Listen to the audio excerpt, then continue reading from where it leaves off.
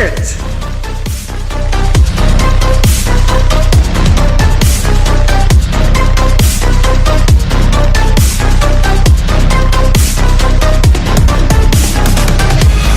Jacket is a mixed-range hit-and-run character who excels at capitalizing on his opponent's mistakes thanks to his heavy-hitting attacks and high level of mobility.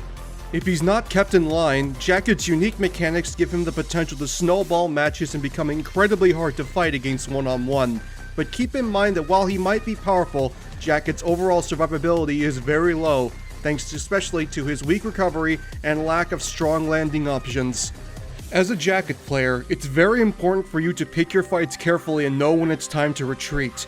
But keep in mind that while constant offense is a recipe for disaster, you benefit more from offense than defense, so being a bit reckless might end up being quite rewarding in the long run.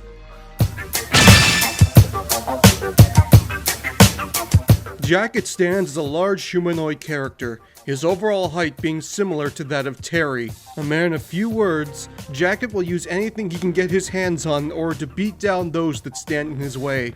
And I mean anything.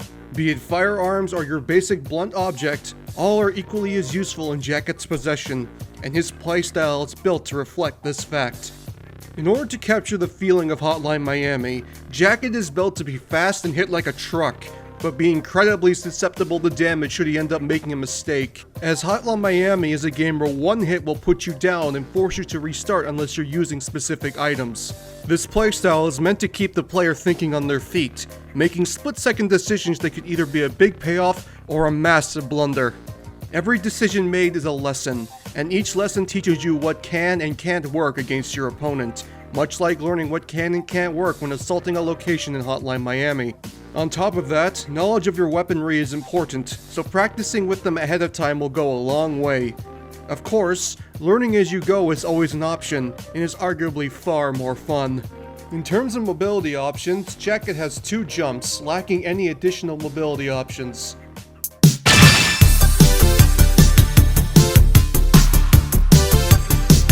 One of Hotline Miami's main gameplay features is the game's use of a score system, with each enemy taken down adding to the total tally, with chains giving far more score than a single kill. The big numbers encourage the player to keep up the pressure and be as quick as possible, for high score numbers unlock both extra masks for Jacket to use and new weapons that can spawn throughout the level. This is what makes up the basis of Jacket's character mechanic in Smash, which is titled Hotline High Score. As Jacket deals damage to his opponent, he'll gain score, and landing consecutive hits without being hit yourself will form a chain, leading to bigger score payouts. The amount of points Jacket acquires per hit is dependent on what kind of attack it is, with weaker basic attacks rewarding the least and smash attacks rewarding the most. As Jacket raises his score, he will reach milestones that will unlock both new melee weapons and new ranged weapons, all milestones being presented above the score bar itself.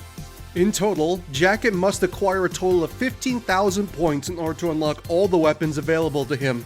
But be careful, as Jacket loses a third of his score each time he is KO'd, although all unlocked weapons will remain unlocked.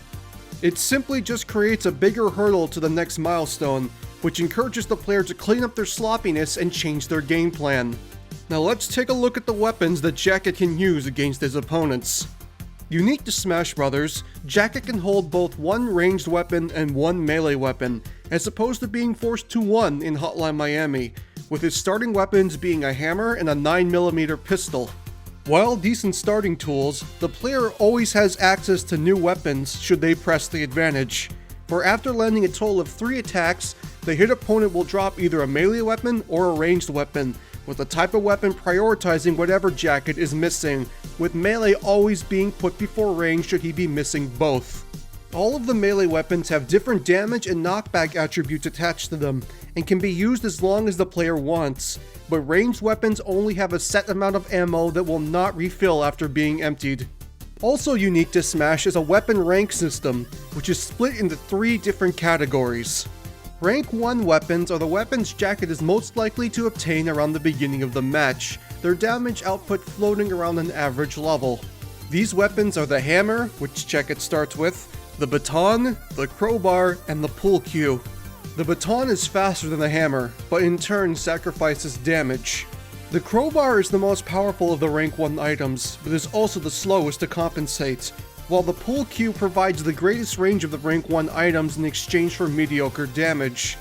The rank 2 weapons are ones that will become more common as the match progresses, although there's a chance the player might get one around the beginning if they're lucky. These weapons are the trophy, the baseball bat, the cleaver, and the golf club. The trophy is designed to be a straight upgrade to the hammer, with the same amount of range and frame data, but with a greater damage output.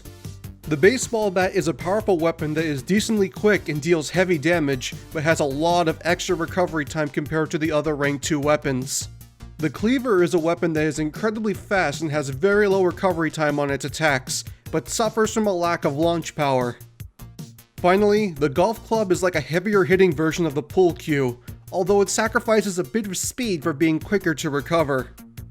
Then there's rank 3 weapons, the most powerful melee options available to Jacket and the weapons the player should be striving to grab and hold on to as long as possible.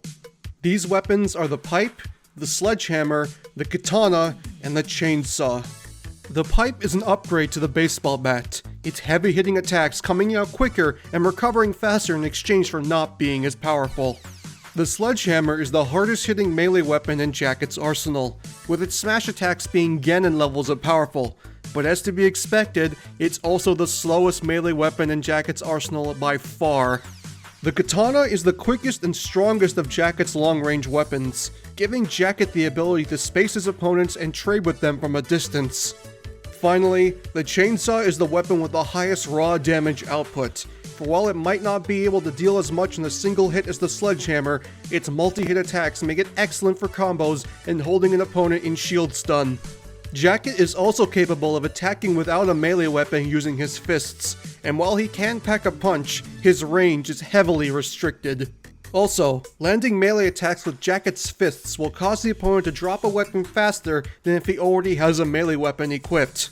While his melee options are diverse, they're only one half of Jacket's options, for the Silent Sociopath also has a wide variety of ranged weapons available to him, although a majority of them must be unlocked by increasing your score. Jacket is capable of using a 9mm pistol, an Uzi, a Magnum, a Scorpion, a double-barreled shotgun, and a sniper rifle, with each weapon unlocking every 3,000 points acquired by the player. The 9mm pistol is much like Joker's standard B, but with a much higher rate of fire and no flinch fall off, meaning it will cause the opponent to flinch regardless of how far away they are from Jacket when he fires. These bullets will deal decent damage, with the shots having the potential to pierce the first opponent hit if they're close enough to Jacket when he fires. But these shots have very weak knockback and even weaker shield pressure, so it's best to use them in between melee attacks to catch your opponent trying to tech, or when moving forward, as all weapons can be fired while on the move.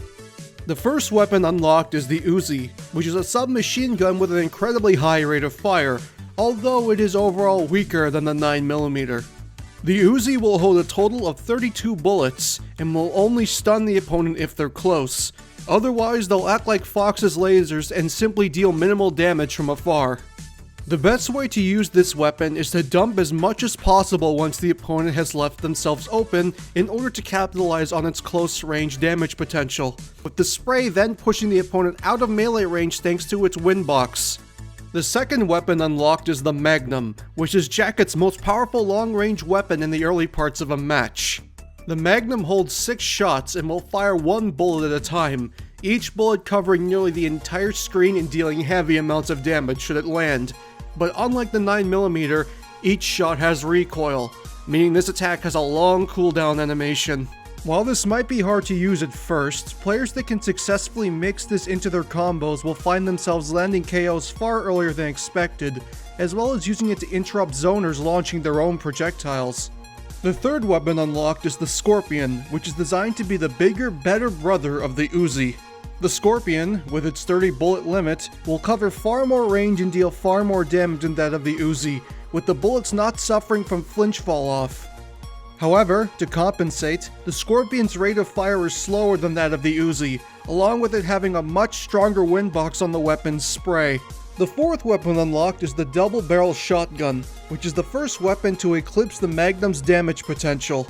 This sawed-off masterpiece holds 4 shots, and when fired, it will unleash a huge spray that will deal beyond smash attack levels of damage when at point-blank range, with the shrapnel never having flinch fall off either. This weapon's wide cone of effect makes it perfect for preventing an opponent's approach, as well as making it excellent for offstage use. Finally, the fifth weapon unlocked is the sniper rifle, which is essentially an upgraded Magnum with an even larger ammo capacity. Sitting at 8 shots, this weapon will fire incredibly fast rounds that will cover the entirety of the stage, as well as providing insanely powerful amounts of shield pressure at long range. This weapon is the epitome of taking everything you've got and putting it into a single shot, so much so that this weapon has some intense recoil. When fired, Jacket will be pushed back quite a bit after the blast, meaning it's pretty much impossible to follow up after this attack, but it is possible for the player to be punished if the attack misses. At each unlock milestone, a free version of the weapon will drop on the stage which Jacket can then pick up and use, but after that, each unlocked weapon is a random drop chance from the opponent Jacket is currently beating on. Since these weapons are the central part of Jacket's playstyle, we're going to do something unique this time around and cover his specials before his normals, as there are parts of this mechanic that can only be explained by covering said moves. Let's get started.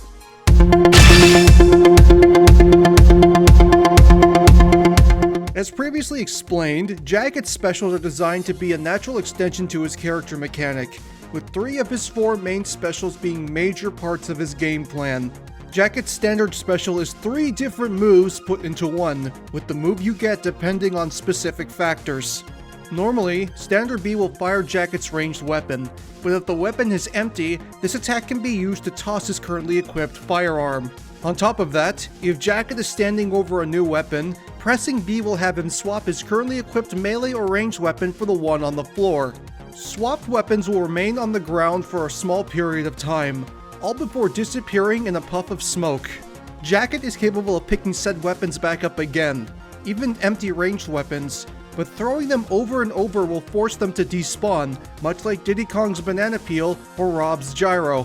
It should also be mentioned that Jacket can move around freely while firing, including being able to jump, but Jacket is locked into his current direction until he stops firing. Firing in the air will also have different effects on Jacket depending on which weapon he's currently holding. For example, when using the double-barreled shotgun, the force of the blast will cause Jacket to fly backwards, allowing for him to ram into any opponent that tries to counter him from behind.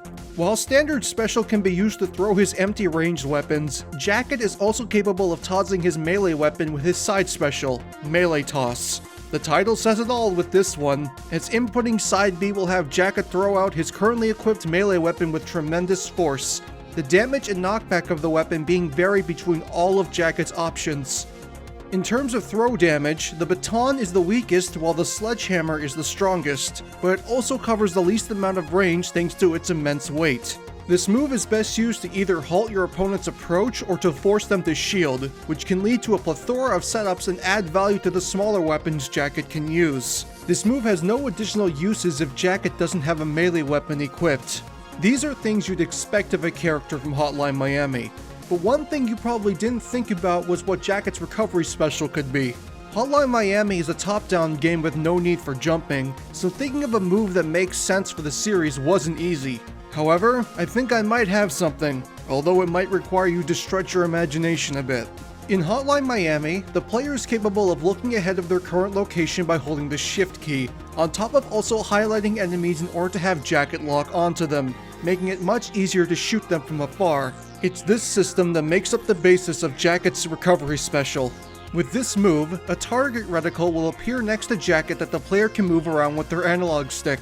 And after a brief moment, the reticle will turn red, Jacket then performing a massive leap towards said location. This move can snap to the ledge when used off stage, but it also has its uses when used on stage as well, as Jacket can line up the reticle over opponents and leap towards them, and should he manage to connect, he'll put both himself and his opponent in a grabbed state, this essentially giving him a free throw should the opponent not break out. Outside of the grab attempt, this move deals no damage, and opponents that are airborne can't be grabbed, instead taking minimal damage. As a result, this recovery is heavily exploitable, and can be easily two-framed by ledge camping opponents. For his down special, Jacket taps into a part of his character that actually isn't from Hotline Miami, but is instead based more on his appearance in Payday 2, and that's his trademark melee counter. With this special, Jacket will raise his arm above his head and take a defensive stance with his currently equipped weapon, and should he be hit during this state, he'll perform a downward smash that will deal heavy damage and make his opponent go into a hard knockdown state, with the damage of the counter being based both on the attack he was hit by and his currently equipped melee weapon. As a bonus, this smash will also disarm the opponent if they were holding an item. In this state, the opponent must perform a tech option, giving the Jacket player the opportunity to deal even more damage should he read their tech correctly. This attack can also be used to stop incoming projectiles, but it will only work on projectiles that are non-energy based, such as Peach's turnips or Snake's grenades. Moves such as Samus's charge shot or Mewtwo's shadow ball will bypass this attack completely. Next up, there's the final smash, and this was also a tricky decision to make. Originally, I thought that dropping a nuke on Miami like the end of Hotline Miami 2 was the best option, with it also being the first final smash that also KOs the user as well. But after seeing how Steve's final smash was handled, I came up with something in the same vein, which is titled Rigged to Explode. This final smash will have Jacket rush forward, charging into the first opponent in his path and locking them into a cinematic final smash. Once grabbed, the scene will transition to Jacket and the caught opponent within an office building, Jacket performing a brutal melee combo on them before grabbing them and tossing them against the door, several layers of wires being seen emitting from underneath the door and across the floor. With this, Jacket pulls out a sawed-off shotgun and his tape recorder, pressing down on the play button as he asks his catchphrase. Do you know what time it is? After this, Jacket will unleash a blast from the shotgun, the shot causing the door rigged with explosives to violently explode and launch his caught opponent. Jacket then giving a parting remark from his tape recorder as it transitions back to the stage. I really enjoyed that. This final smash is based on one of the levels of Hotline Miami, in which there's a room rigged with explosives that Jacket must shoot with a shotgun in order to open. Fans of the series will remember this moment, for the eardrum shattering tinnitus given off by the explosion sound effect, as there's no in-game way to lower the sound effect volume. My ears, they still bleed. That was a loud noise. Now that we've covered his specials, let's take a step back and get into Jacket's normals, and how his melee weapons affect his overall combat ability. Jacket's normals are mainly attacks that utilize his huge arsenal of melee weapons, although some of his attacks are based on other abilities Jacket can perform in Hotline Miami, as well as abilities used by other playable characters from the series. Jacket's neutral combo is a set of attacks using his melee weapon, with the amount of attacks being performed based on the type of weapon Jacket is currently holding. Smaller, faster weapons will attack a total of 3 times, larger weapons of medium weight will attack twice, while the heaviest of Jacket's weapons will only attack once for heavy amounts of damage. This combo is built to be like the standard way Jacket attacks his enemies in Hotline Miami, with all of the attacks being designed as wide horizontal swings. And like Hotline Miami, this attack is a major part of Jacket's game plan in Smash Bros. The standard combo is often overlooked when playing other characters, so having one that plays a major part in the character's kit is a series first for Smash Bros. For his forward tilt, Jacket will perform his standard combo while on the move, much like how Mega Man and Steve's jabs translate into moving attacks for their forward tilts. Movement is very important in Hotline Miami, so limiting Jacket's ability to attack to only standing still just didn't mesh with the game's feel. All of the neutral combo stats also apply to the forward tilt as a result. Down tilt will have Jacket perform a sliding kick, pushing him forward along the floor and popping his opponent upwards into the air. While he has never performed this kind of attack in Hotline Miami, it's a move that allows for Jacket to stay on the move and keep up the pressure on his opponents. This move's quick startup also makes it excellent to use out of shooting his firearm. Up tilt is an uppercut strike with whatever weapon Jacket has equipped. With no weapons in hand, Jacket will perform a rising uppercut similar to Ryu and Terry's up smash, with the damage and range of each weapon's attack being different. Smaller weapons make for excellent combo starters, while the larger weapons can turn this attack into an excellent anti-air option. Dash attack will have Jacket charge into his opponent's shoulder first, this move dealing heavy damage and having surprisingly high kill potential. This attack is based on the way Jacket can utilize doors to his advantage in Hotline Miami, as smashing open doors when an enemy is on the other side will disarm them and put them in a hard knockdown. For his get-up attack, Jacket will perform a spinning kick, similar to many other characters in the franchise, while his ledge attack will have him push himself off the ledge and check his opponent with his elbow.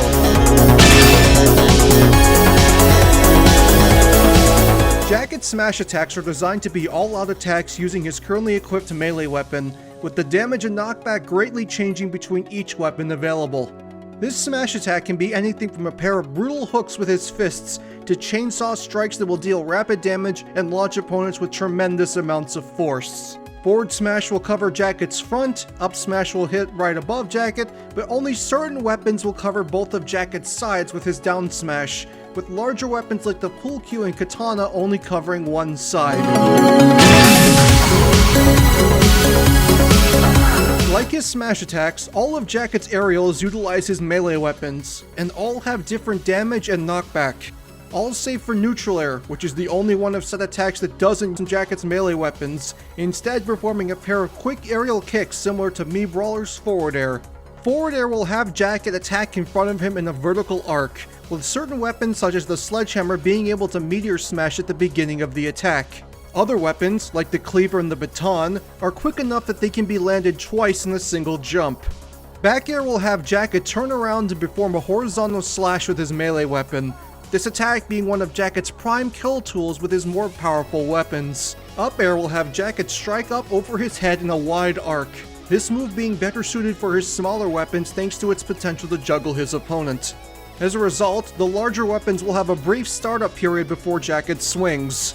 Finally, down air will have Jacket swing over his head to perform a powerful downward smash, this move giving even the weakest of Jacket's weapons the ability to meteor smash, though the sledgehammer's spike potential is on par with Violet's down air.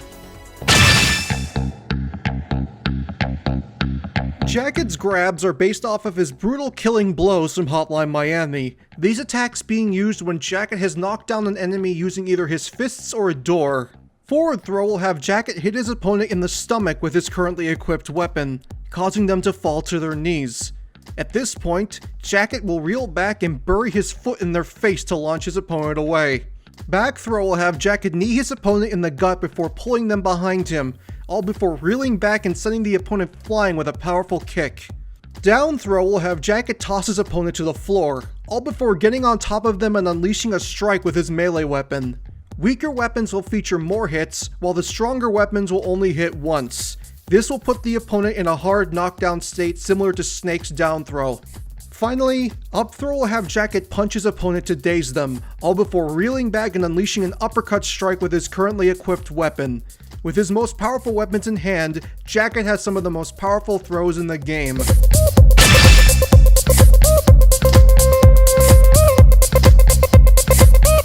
Jacket's victory theme is the level complete theme from Hotline Miami 1, titled Miami 2, funnily enough. Like Cloud and Joker, this theme plays on repeat until the players cycle back to the character select menu.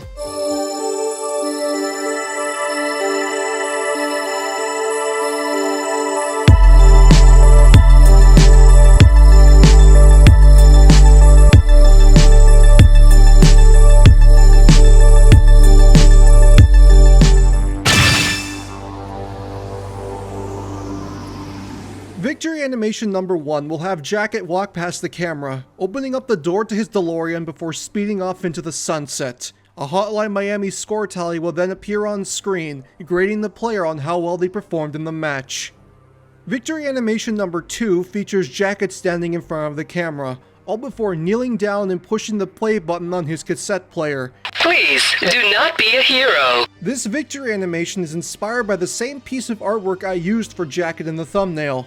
Finally, victory animation number 3 will show Jacket from behind, the camera panning down to his feet as he removes his mask and lets it fall to his side. This is based on the ending of Hotline Miami 1, in which Jacket will remove his mask and look over a photo of him and Beard together. The camera pan is to both avoid spoilers and the fact that Jacket lights up a cigarette during the end cinematic.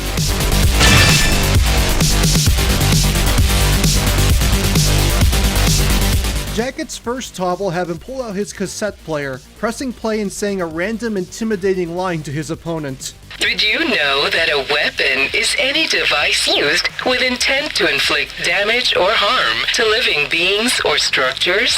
Jacket's second taunt will have him limber himself up, mockingly swinging his melee weapon in the process.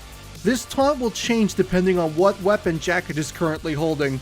Finally, Jacket's third taunt is a play on his ability to scout ahead, the reticle appearing in front of him as it moves forward.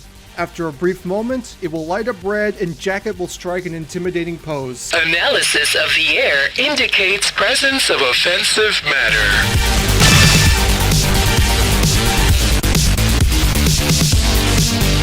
Finally, we come to the colors, where Jacket gets to show off one of Hotline Miami's main collectibles, masks. Each mask in Hotline Miami offers Jacket a unique perk that will benefit him in different situations, but all masks in Smash are simply cosmetic. Jacket's first color is his standard appearance, using the Richard mask. This rooster mask is the starting mask in Hotline Miami, and is the only mask that doesn't offer Jacket any bonuses. As a result, it's often the mask used by players who simply want to test their skill. Jacket's second color is Rasmus, which is an owl mask. In Hotline Miami, this gave Jacket the ability to see secrets. This color will also change Jacket's undershirt to red. Jacket's third color is Tony, which is a tiger mask. In Hotline Miami, this made Jacket's fist attacks instant kill and sped up his executions. This color will also change Jacket's undershirt to blue. Jacket's fourth color is Don Juan, which is a horse mask. In Hotline Miami, this made all doors instant kill against enemies. This color will also change Jacket's undershirt to purple. Jacket's fifth color is Graham, which is a rabbit mask. In Hotline Miami, this increased Jacket's mobility. This color will also change Jacket's undershirt to orange.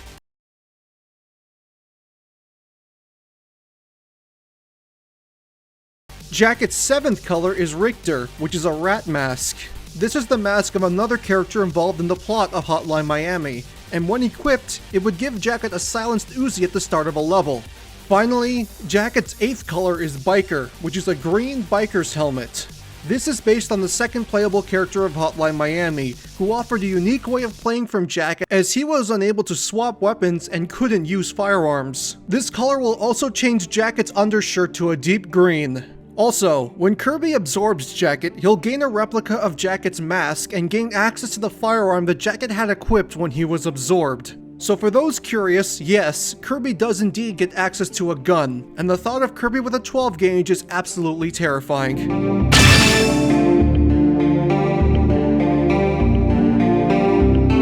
Smash Bros. Is a franchise that is no stranger to characters from games that are both violent and brutal. But one question that needs to be asked is how far are the developers willing to go when it comes to adding these types of characters.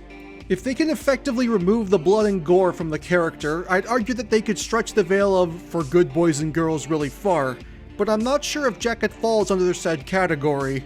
Hotline Miami is a game that glorifies its violence, and Jacket himself isn't exactly a character with a kid-friendly personality.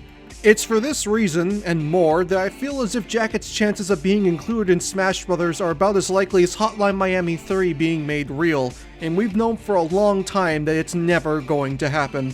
The least I can hope for is that he's made a Mii costume, as I feel his series is iconic enough to at least deserve that recognition, but in the meantime, there's more characters to cover. If you like what you saw, feel free to like and subscribe, as there are more videos coming soon. I'll see you at the end of the month where we'll be talking about a certain Chinese ninja warrior from a certain beloved fighting game franchise. But in the meantime, stay safe and have a good one.